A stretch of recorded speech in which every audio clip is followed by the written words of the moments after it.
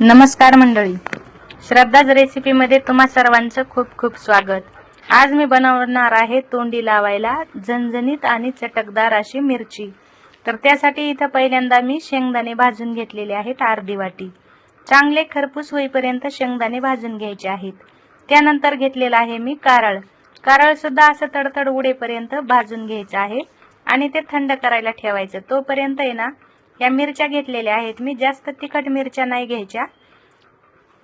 तर या मिरचीचे आहे ना बारीक तुकडे कापून घ्यायचे आहेत। जेवढे बारीक पाहिजे तेवढे बारीक तुम्ही कापू शकता। जर भाजीला काही नसेल किंवा भाजी जरी असली आणि तोंडी लावायला जर चटकदार मिरची पाहिजे असेल तर अशी मिरची तुम्ही नक्की करून पहा। तर इथं मिरच्या कापून झालेल्या आहेत। शेंगदाणे थंड झाले होते तर ते मी मिक्सर मध्ये काढून घेतलेले आहे, कारळ आणि शेंगदाणे।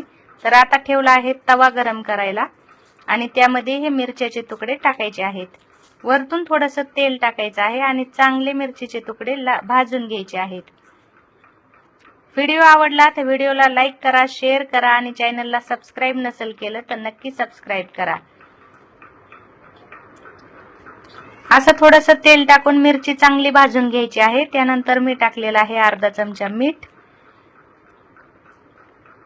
आणि आता टाकायचा आहे शेंगदाण्याचा आणि कारळाचा कूट। आता हे कूट टाकल्यावर चांगलं हलवून घ्यायचं आहे। याच्यामध्ये पाणी अजिबात वापरायचं नाही। पाणी न वापरता ही मिरची बनवायची आहे। 15 ते 20 दिवस ही मिरची आरामात टिकते आणि जर प्रवासाला जायचं असेल तर तुम्ही अशी मिरची बनवून नेऊ शकता सोबत, अजिबात खराब होत नाही। तर इथं पहा मिरची बनवून झालेली आहे।